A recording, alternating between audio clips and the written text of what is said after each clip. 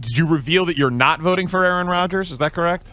I did, yeah. I mean, I've been pretty consistent about that all year. I don't think you can be the biggest jerk in the league and punish your team and your organization and your fan base the way he did and be the most valuable player. Has he been the most valuable on the field? Yeah, you could make that argument. Are off-field things like vaccination status supposed to factor in, or are there no guidelines for that?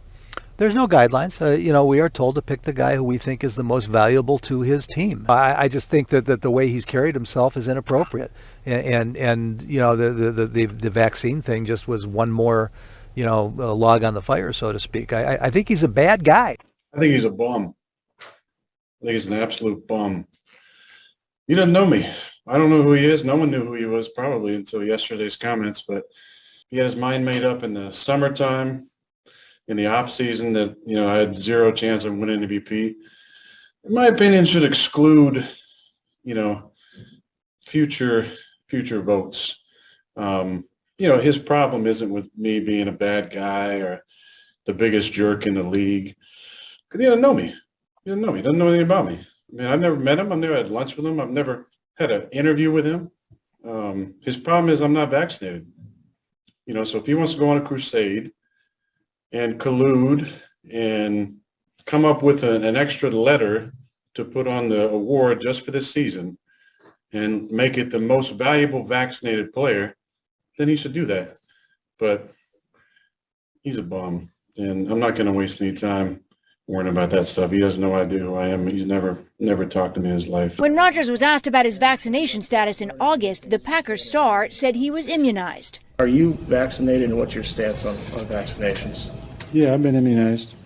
After testing positive and admitting he was unvaccinated, Rodgers still defended his answer last Friday. It wasn't some sort of ruse or lie. It was the truth.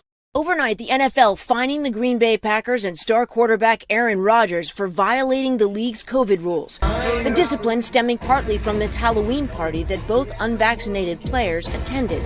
The league adding the team failed to enforce protocols in a few instances, including Rodgers not wearing a mask during press conferences. This idea that it's the pandemic of the unvaccinated is just a total lie. If the vaccine is so great, then how come people are still getting COVID and spreading COVID and unfortunately dying from COVID? Like, if the vaccine is so safe, then how come the manufacturers of the vaccine have full immunity? So let's just step back and realize, like, this vaccine is revolutionary, the things that they're doing. However, we don't know a whole lot about it. And health should not be political.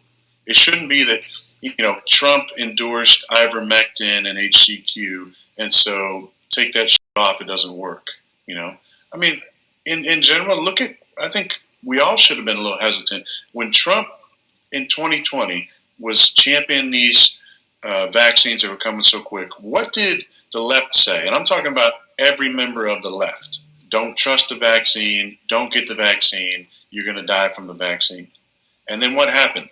Biden wins and everything flips. Shouldn't that initially give you a little bit of pause and go, hold on a second? Pfizer's coming out with a pill that's going to help. It's basically the expensive versions of ivermectin. Why do people hate ivermectin? Not just because, Trump championed it. Because it's a cheap generic. Can't make any money off it. But it's been used 1 billion times in India. Go look at that research. What's going on over there?